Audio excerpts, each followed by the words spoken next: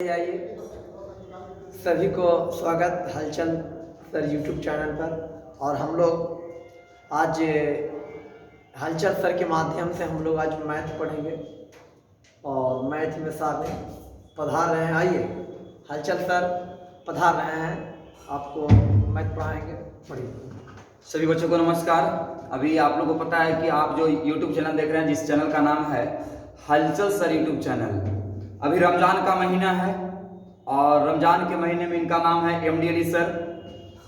तो मैं आपको पता है कि मेरा नाम हलचल हुआ, विशाल कुमार हलचल, इनका नाम MD अली। रमजान का महीना है तो दो लहजा मैं इनके लिए सर के लिए बोल देता हूं कि दिवाली में अली बसे, दिवाली में अली बसे, राम बसे रमजान, मेरा हिंदुस्तान कैसा होना चाहिए उस पर दो पंक्ति मैं सुनाता हूं। दिवाली में अली बसे, राम बसे रमजान, ऐसा होना चाहिए मेरा हिंदुस्तान, ऐसा होना चाहिए मेरा हिंदुस्तान। तो अब चलते हैं, हम लोग मैथ की दुनिया में चलते हैं। डिटर्मिनेंट, आज के क्लास में आपको ऑब्जेक्टिव का क्लास चलेगा। ऑब्जेक्टिव का लगता है लगभग 3 वीडियो आपके पास जाएगा। ये पहला वीडियो है, दूसरा वीडियो मतलब लगभग 20-25 क्वेश्चन में होंगे, जितना भी क्वेश्चन हो सकेगा होगा। उसके बाद फिर लाइव क्लास चलेगा, तो फिर और 1-2 दिन के अंदर आप लोग का लाइव क्लास चला जाएगा। क्योंकि 900 सब्सक्राइबर हो गए हैं, 100 सब्सक्राइबर और हो जाएंगे तो आप लोग का लाइव क्लास चल जाएगा। तो सबसे पहले मैं ऑब्जेक्टिव की दुनिया में मैं आपका भाई हलचल सभी को नमस्कार करता हूं और मुझे यकीन है कि आप बहुत अच्छे होंगे, आपके पूरे परिवार बहुत अच्छे होंगे। तो समय को देखते हुए मैं स्टार्ट करता हूं डिटर्मिनेंट का ऑब्जेक्टिव प्रश्न। प्रश्न संख्या 1। प्रश्न संख्या 1 क्या कहता है देखना। क्वेश्चन नंबर 1 बोलता है, क्वेश्चन नंबर 1 जो है क्या बोलता है देखना ध्यान से। बोला कि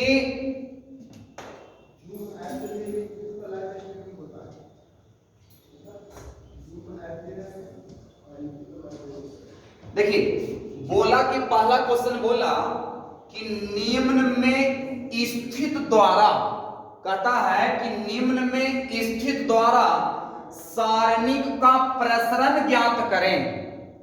प्रसरण मतलब सारा बच्चा नहीं समझा, मतलब सारणिक का मान, मतलब ये हुआ कि सारणिक का मान किस आव्यूह में होता है। ये पूरे का मतलब यही हुआ। कहता है कि निम्न में स्थित द्वारा सारणिक का प्रसरण ज्ञात करें, मतलब ये हुआ बाबू कि सारणिक का जो मान होता है वो किस आव्यूह में होता है। तो आप लोगों को मैंने बताया था कि सारणिक का जो मान होता है वो वर्ग आव्यूह में होता है। वर्ग आव्यूह बताए थे ना कि जिसका रो और कॉलम बराबर हो उसी को हम कहते हैं वर्ग आव्यूह। तो यही क्वेश्चन बोलता है कि सारणिक का मान किस आव्यूह में होगा। तो आप लोग को बताए थे कि वर्ग आव्यूह में। तो देखिए, पहला है क्षैतिज आव्यूह, ये नहीं होगा। दूसरा है वर्ग आव्यूह, ये होगा, यही ना होगा। वर्ग आव्यूह में ना होता है, ये उदग्र नहीं होगा, ये नन नहीं होगा। ये पहला समझ में आप लोग को आया।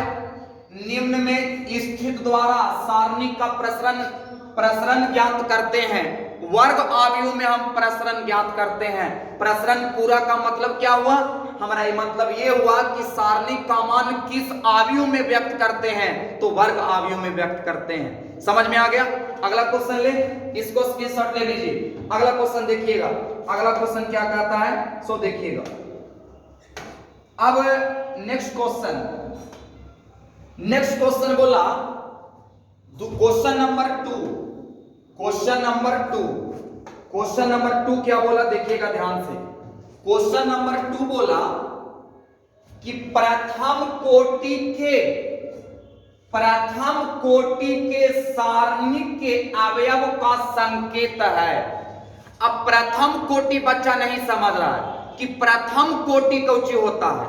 तब बाबू प्रथम कोटि कहने का मतलब जिसमें एक रो और एक कॉलम हो। प्रथम कोटि कहने का मतलब जिसमें एक रो एक कॉलम हो, उसको बोलते हैं प्रथम कोटि। द्वितीय कोटि माने 2 रो और 2 कॉलम, तो बोलेंगे द्वितीय कोटि। 3 गो रो और 3 गो कॉलम तो बोलेंगे तृतीय कोटि। 4 गो रो 4 गो कॉलम तो उसको बोलेंगे चतुर्थ कोटि। देखिए सर, हाँ अमित से अच्छा जूम है बोला, हाँ कोई बात नहीं, चलिए अच्छा रहा वीडियो। तो प्रथम कोटि के सारणी के अवयवों का संकेत पहले ही बोला कि प्रथम कोटि।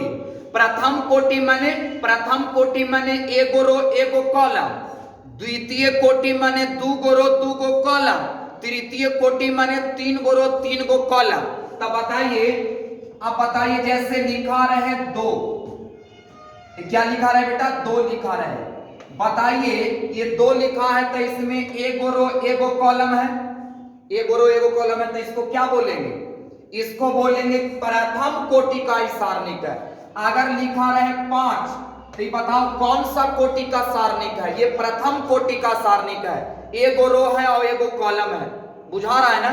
तो अब क्वेश्चन बोला कि प्रथम कोटि के सारणी के अवयवों का संकेत, तो इसको क्या बोलेंगे? कि बताओ A11 है पहला रो के पहला कॉलम। बाबू रे ये पहला रो के पहले कॉलम में है, तो देखो तो A11 कनु है, देखो इसका आंसर ये हो जाएगा A11। ये A12 नहीं होगा, A21 नहीं होगा, A22 नहीं होगा। A22 कब होता? जब द्वितीय कोटि का कहता तब A22 होता। अगर तृतीय कोटि का कहे तो A33 हो जाएगा। क्या हो जाएगा बाबू? A33। बोलो क्या हो जाएगा? A33। द्वितीय कोटि के कह रहा है इसलिए A22। प्रथम क्वेश्चन में बोला प्रथम कोटि के, तो यहां पे हो जाएगा A12। समझ में आ गया बाबू? बोल भी नहीं करता है तो बोलना कि लाइव भाई ने कमेंट करके जरूर बताना कि तुमको समझ में आ रहा है कि नहीं आ रहा। ठीक है, आज वीडियो के बहुत बच्चों के पास शेयर करना। तुम लोग शेयर में कंजूसी करता है, तुम लोग कैसन चेला है। शेयर करना, अच्छा लगे तब, ना लगे तो छोड़ देना। अब देखिए ध्यान से, अगला में चलते हैं। देखो बेटा नेक्स्ट क्वेश्चन। हाँ क्वेश्चन नंबर 3 दिखलाई दे रहा है? दिखलाई दे रहा है? जरा देख लो तो, दिखलाई दे रहा है? हाँ ठीक तो दिखलाई दे रहा है, एकदम सही है, एकदम सही है। देखो बेटा कहता है कि यदि 3 6 5 x 5 एगो मैट्रिक्स है, इसका मान दे दिया 0 तो बराबर है, तो किसके बराबर है? बोलता है कि ये चारों ऑप्शन में किसके बराबर है? तो क्या कीजिए ना कि इस डिटरमिना, इसका हमको मान निकालना है, इसका मान कितना होगा। तो आप लोग को नियम बताए हैं, सॉल्यूशन की दुनिया में चलते हैं। देखना सॉल्यूशन की दुनिया में चलता हूं, देखना मेरे भाई। देखो तो सॉल्यूशन की दुनिया में चलता हूं। कहता कितना क्वेश्चन क्या बाबू? क्वेश्चन है 3x 6 5, यही ना बाबू, बराबर 0। तो देखो ये अगर वर्ग आव्यूह रहे तब वर्ग आव्यूह को हम डिटरमिनेंट बोलते हैं। तो ये वर्ग आव्यूह है तो ये डिटरमिनेंट है, तो इसको डिटरमिनेंट कहेंगे। तो नियम कौन होता है? नियम में बताए थे ना बेटा, नियम में कौन होता है कि पहले एकरा में एकरा से गुना करो और उसके बाद बीच में घटाओ और फिर एकरा में एकरा से गुना करो। तब 5 आई 15 और बीच में घटाओ और 6 में 1 से गुना करेगा 6x बराबर 0। ये वाला ना समझे? पहले एकरा में एकरा से गुना किए, जब भी 2 क्रॉस 2 ऑर्डर का डिटरमिनेंट रहेगा तो ऐसे बनाना। तो हो गया 5 आई 15 घटाओ 6 में 1 से, तो 6x बराबर 0। तो -6x बराबर, तो ये प्लस में है उधर जाएगा तो माइनस में हो गया ना। अब इधर बनाते हैं, देखो तो x बराबर कौची हो जाएगा? x बराबर -15 और -6 गुना x है, तो गुना में है तो ऊपर जाएगा तो भागा में हो जाएगा, तो माइनस से माइनस खत्म हो जाएगा, बच गया 15/6। 15/6 ये हो कटेगा। देखो बेटा 3 से कटेगा, 3 दूनी 6 और 3 5 15, आ गया 5/2। कितना आ गया? 5/2। समझ में बोला आया? इसमें इसे गुना कर दिए, 5 आई 15, बीच में घटाओ 6 में 1 से, 6x बराबर 0, तो -6x प्लस में है ऊपर गया तो माइनस में, तो x बराबर -15, ये -6 गुना में इधर आया था भागा में, माइनस से माइनस खत्म, 3 दूनी 6, 3 5 15, 5/2। देखो 5/2 इसमें कैमा ऑप्शन है बताओ तो? ई है, ई है, ई है, ये वाला ना है तो ये हो जाएगा डी। समझ में आ रहा है? समझ में आ रहा है तो कमेंट जरूर करना कि समझ में आता है। हम देखते हैं कि कौन कौन बच्चा मेरा वीडियो देखता है। जो देखता है कम से कम कमेंट जरूर करना। तुम लोग कमेंट नहीं करता, क्योंकि हम कमेंट सारा बच्चा को पढ़ते हैं, रिप्लाई दे चाहे ना दे लेकिन पढ़ते जरूर है ना। आइए देखते हैं, अगला क्वेश्चन में चलता हूं, देखना ये तो समझ में आ गया। इसका क्या होगा? इसका डी हो जाएगा। अगला क्वेश्चन, नेक्स्ट क्वेश्चन देखना बेटा, कहता है कि एगो मैट्रिक्स है और एगो मैट्रिक्स है, तो सर आप डिटरमिनेंट में बता रहे हैं तो मैट्रिक्स के सिंबलवा कहला देते हैं। अरे बाबू, वर्ग अवयव को ही हम डिटरमिनेंट कहते हैं। Square matrix is a called determinant. वर्ग अवयव को ही हम डिटरमिनेंट कहते हैं। अब देखना ध्यान से, तो इसको सॉल्यूशन कैसे करेंगे बेटा? सॉल्यूशन कैसे करेंगे? पहले इसमें से गुना करेगा ना, बोलवे नहीं करता, तो 4 में 2x से गुना करेगा तो 8x हो जाएगा, और बीच में तो माइनस दिया था है, अब 12 में -1 से गुना करना तो हो जाएगा -12 हो जाएगा, बोलवे नहीं करता। 2x में 4 से तो 8x, अब बीच में माइनस, ये तो फार्मूले में होता है। अब 12 में -1 से गुना करो, -12, और बराबर एक रो में गुना करो तो हो जाएगा 3 दूनी 6, और बीच में माइनस, और 6 इकाई 6 ना, 3 दूनी 6, और एकरा में एकरा से गुना किए तो 3 दूनी 6, बीच में माइनस, 6 इकाई 6। अब देखो तो 8x और माइनस माइनस प्लस 12 बराबर, ये 0 हो गया, 6 में से हो गया 0। अब देखो 8x बराबर ये प्लस में है, ऊपर ही जाएगा तो माइनस में होगा ना, ये प्लस में है तो ऊपर गया तो माइनस में, तो x बराबर हो गया -12 और बटा में 8, ये गुना में है तो होने जाएगा तो भागे में ना होगा, 4 से कटेगा, 4 दूनी 8 और 4 तिया 12, मतलब x का मान आ गया, x का मान आ गया -3/2, -3/, तो कह रहा था कि x के मान निकालने के लिए ना, ये वाला समझा कि ना समझा? पहले एकर काम किए, ओकर बाद एकर काम किए। कैसे किए? 2x में 4 से तो 8x, बीच में घटाओ, 12 में -1 से तो -12 बराबर, 3 दूनी 6, बीच में घटाओ, 6 इकाई 6 हो गया। अब 8x और माइनस माइनस प्लस 12 बराबर, 6 में से 6 गया 0। अब 8x ये प्लस में है, ऊपर गया तो माइनस में, x बराबर ये 8 गुना में होने गया तो भागा में, 4 दूनी 8, 4 तिया 12, x का मान आ गया -3/2। कोनो ऑप्शन में है?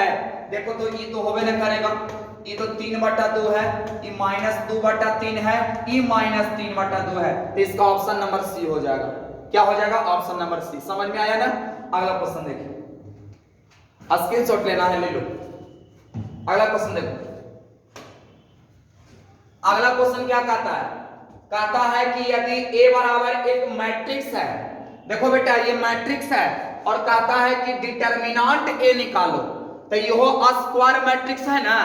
कैसे आप कह रहे हैं सर कि स्क्वायर मैट्रिक्स है? तो एकरो में देखो रो और कॉलम की संख्या बराबर है, रो और कॉलम की संख्या बराबर, देखो एकरा में भी 3 गो रो, 1 गो 2 गो 3 गो, 3 गो रो, अब कै गो कॉलम? 1 2 3, 3 गो कॉलम, तो रो और कॉलम की संख्या बराबर है ना, तो एकरा हम कहेंगे ना कि ये वर्ग अवयव है। तो वर्ग अगर मैट्रिक्स में भी रहे, अगर वर्ग अवयव रहे तो अपना डिटरमिनेंट कहेंगे, तो ये डिटरमिनेंट है ना 3x3 ऑर्डर का। अब कहता है डिटरमिनेंट ऑफ ए का मान निकालने, डिटरमिनेंट का मान निकालना है। तो आपको बताए थे कि अगर कोई मैट्रिक्स दिया रहे, अगर डिटरमिनेंट निकालना है, अगर 3x3 ऑर्डर का है, तो बताए थे ना कि चाहे तो एगो रो या तो एगो कॉलम कोई को सोल्व कर लो। ये पिछला वीडियो में मैंने बताया था, ये जो भी बच्चा वीडियो देख रहा है, मेरा 2 को वीडियो ऑफ दिया हुआ है, डिटरमिनेंट पार्ट 1 और डिटरमिनेंट पार्ट 2, दोनों वीडियो देख लेना, तभी वीडियो देखना। ये ना कि डायरेक्ट यही वीडियो देखेगा तो फिर समझ में तुमको नहीं आवेगा। 2 को पहले देख लेना, और बाद ये वाला देखना। समझ रहा है ना? आप बताओ ये वाला हम बनावे कि छोड़ दे? ई वाला हम बनावे कि छोड़ दे, जल्दी कमेंट करो। ई वाला हम बनावे 3x3 ऑर्डर का डिटर्मिनेंट हम बनाने के लिए बताए थे ना, सेकंड वीडियो में बतावल है। सेकंड वीडियो को देख करके ई वाला मैथ बना लेना और हमको आंसर कमेंट करके बताना कि कितना आंसर आता है। देखते हैं कि कौन कौन बच्चा पढ़ता है, कमेंट करके आंसर बताना इसका। सेकंड वीडियो में मैंने मेथड बताया है कैसे 3x3 ऑर्डर का डिटर्मिनेंट निकाला जाता है। देखते हैं कौन कौन बच्चा शेर का बेटा है और कौन कौन लड़की शेरनी का बेटी है। देखते हैं आप लोग का ताकत, देखते हैं। चलिए अगला क्वेश्चन चलते हैं, बना के बताना। अब अगला क्वेश्चन देखो, अब कहता है बेटा कि निम्न में A32 का चिन्ह क्या होगा। कहता है कि निम्न में A32 का चिन्ह क्या होगा। A32 मैंने समझता है जैसे ऐसे रहे, देखो एक कहेंगे A11, A12, A13, इसको बोलेंगे A21, A22, A23 ना, एक बोलेंगे A31, A32, A33, यही ना। इसका मतलब क्या हुआ कि ये जो है, बाबू रे समझना, बाबू रे देखने देख समझना। इसका मतलब ये हुआ कि ये जो है ये पहला रो के पहला कॉलम में बैठल है, पहला रो के पहला कॉलम में, इसलिए बोलेंगे A11। एकरा बोलेंगे A12। मतलब क्या हुआ, सेकंड वीडियो में सब बतावल है। तो यही क्वेश्चन कहता है कि A23 का चिन्ह क्या होगा। तो A23 जोड़ो कितना होगा, 3 और 2 5। हम डायरेक्ट यहां बता सकते थे लेकिन तुमको A23 पता नहीं चलेगा कि कहां पड़ी है।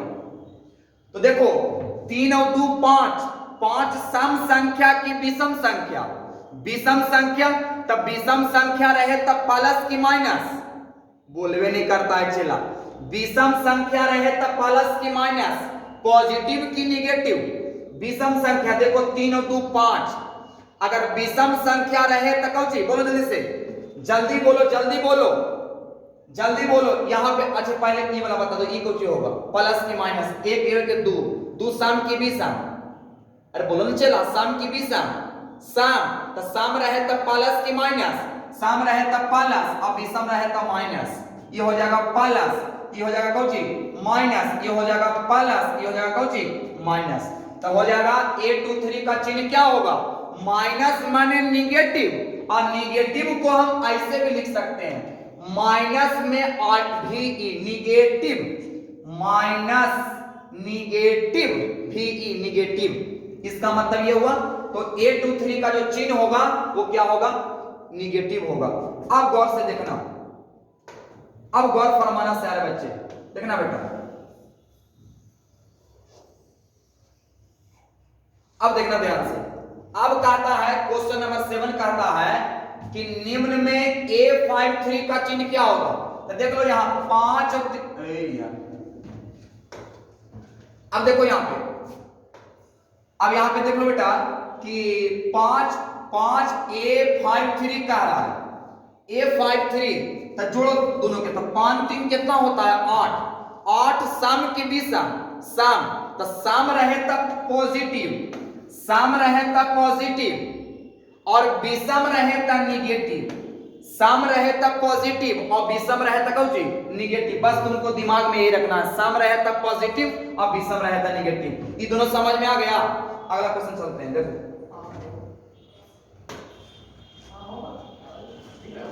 फिर देखो यही कहा क्वेश्चन नंबर 8 भी वही कहा कि इस डिटरमिनेंट का वैल्यू निकालना है, निकल जाएगा ना। इसका भी तो आंसर बताना, इसका भी कमेंट में दूसरा वीडियो, अगर तुम नहीं देखा है तो दूसरा वीडियो देख लो, ये बताया हुआ है कि सारा का सारा क्वेश्चन।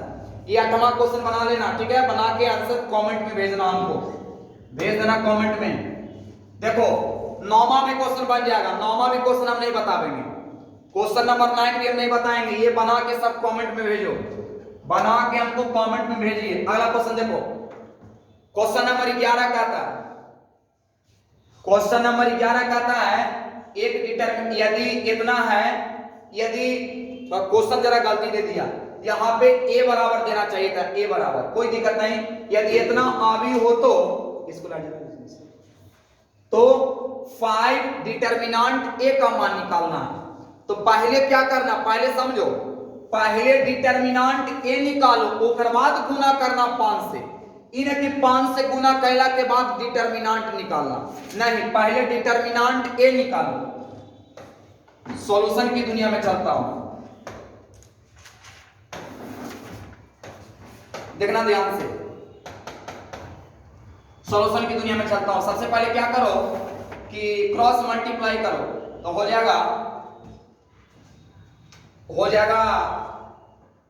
डिटर्मिनेंट ए पहले निकालो, कितना हो जाएगा 4 तिहाई 12 और बीच में घटाओ 5 दूनी 10, नहीं कितना हो जाएगा 4 तिहाई 12 और बीच में घटाओ 5 दूनी 10, तो कितना हो गया 2 हो गया, 2 हो गया ना, मतलब डिटर्मिनेंट ए का मान निकल गया 2। अब 5 से गुना करना है, तो 5 से गुना कर दो, तो 5 दूनी 10। देखो कौन ऑप्शन है, ऑप्शन कौन है, ऑप्शन नंबर सी हो जाएगा, सी। कोई दिक्कत नहीं ना हुआ।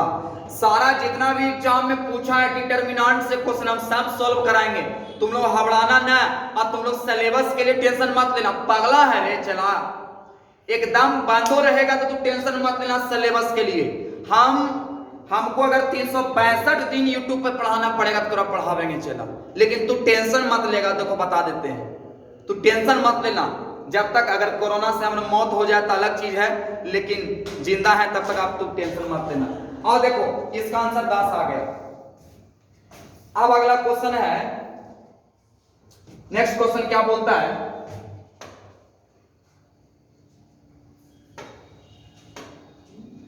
अगला क्वेश्चन देखो, फिर वही क्वेश्चन बोला, अगला क्वेश्चन बोला कि सारणिक इसका मान निकालो। तो देखो बेटा, बस एक के निकाल देना 3 के, चूंकि ये तो 0 है, ये भी 0 है, तो सबके तो 0 कर देगा, सिर्फ इसका निकाल लेना, आपको आंसर आ जाएगा। ये भी भेजना हमको आंसर में, ये भी भेजना हमको आंसर में, ठीक है। सिर्फ इसको सॉल्यूशन कर लेना, आपका आंसर निकल जाएगा। अगला क्वेश्चन चलते हैं, क्वेश्चन नंबर 13 बोलता है कि सारणिक इतना इतना इतना का मान निकालना है, वैल्यू निकालना है। तो एक काम करो ना बाबू, ये काम करेगा, ये काम करो तो बेटा, देखो तो एकरा कौची कहेंगे,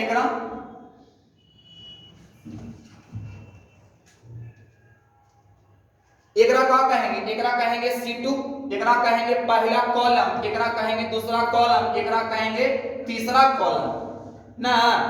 तो देखो तो क्या करो ना कि दूसरा का कॉलम और तीसरा का कॉलम, अच्छा जरा देखो कि अगर हम एकरा में एकरा जोड़ देते हैं तो a plus B plus C हो जाएगा, एकरो जोड़ेंगे तो a plus B plus C हो जाएगा, और एकरो जोड़ेंगे तो a plus B plus C हो जाएगा, और a plus B plus C common ले लेंगे। जैसी कॉमन ले लेंगे तो क्या हो जाएगा, देखना ध्यान से, सॉल्यूशन की दुनिया में चलता हूं, देखना बेटा। क्या करते हैं कि C2 को बदल देते हैं, या C2 को भी बदल सकता है तो C3 को भी बदल सकता है। C3 को बदल दो, ऐसे C3 को बदल दो। C3 को कैसे बदलेगा, C2 और C3 को कैसे बदलेगा, C3 को कैसे बदलेगा, C3 प्लस में C2, और जिसको C3 को कैसे बदलेगा, C3 प्लस में C2, और क्या होगा सो देखना, 1 1 1, इसको छेड़छाड़ नहीं करो, A B C एकरा ज्यों के त्यों रह दो, इसको ज्यों के, चूंकि हम C3 के ना बदले हैं, हम C2 के नहीं बदले हैं, C2 ज्यों का त्यों रह जाएगा, C3 को बदले हैं। क्या किए हैं भाई, तो C3 और C2 को जोड़ करके लिखना। तो C3 कितना है देखो, तो B plus C plus A, जरा देखना ध्यान से, एकदम गौर से देखो, B plus C plus A हो गया ना। फिर एकरा जोड़ो तो क्या हो जाएगा, C plus A plus B, बोलबे नहीं करता है। फिर एकरा जोड़ो, क्या हो गया, A प्लस B प्लस, क्या हो जाएगा, C plus A plus B, रे क्या हो जाएगा, C plus A plus B। और यहां पर देखो तो B plus C plus A ना होता, देखो यहां पे क्या होगा बोलो, और यहाँ पे a प्लस बी प्लस सी ना होता। अब उल्टा पुल्टा भी लिखोगे तो मान में कोई परिवर्तन ना होगा, लेकिन तुम लोग को समझाने के लिए हम देखो फिर से लिख देते हैं। ये क्या हो जाएगा बताओ, a, अच्छा देखो तो क्या हो जाएगा, b प्लस सी प्लस से क्या हो जाएगा, b plus C plus a, ठीक तो था। ये क्या हो जाएगा बताओ, c plus a plus b, फिर क्या हो जाएगा बताओ, a plus b plus c ना, ठीक हम लिख रहे थे उस समय, ठीक लिखा था।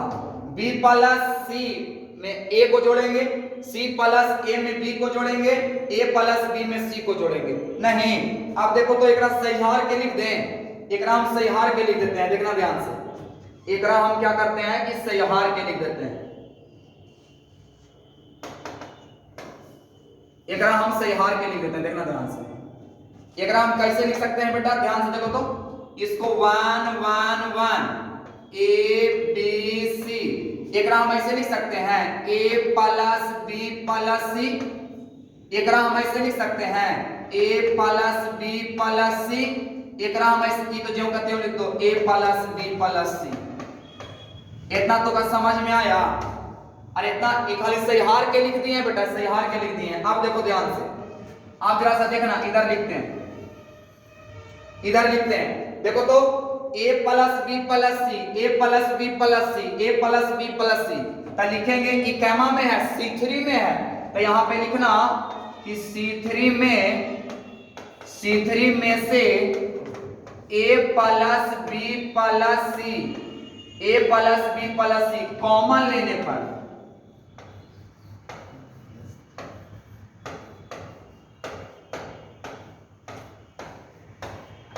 क्या लेने पर, कॉमन लेने पर।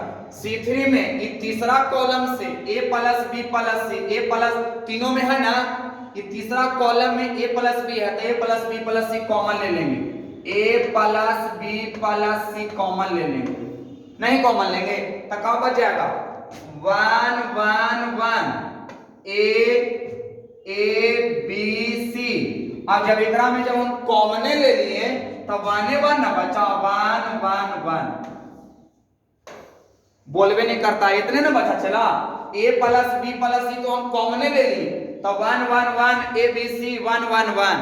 अब तुम लोग को एक थ्योरी बताए थे, याद करो, क्लास में भी बताए थे और पहला वीडियो में भी बताए थे।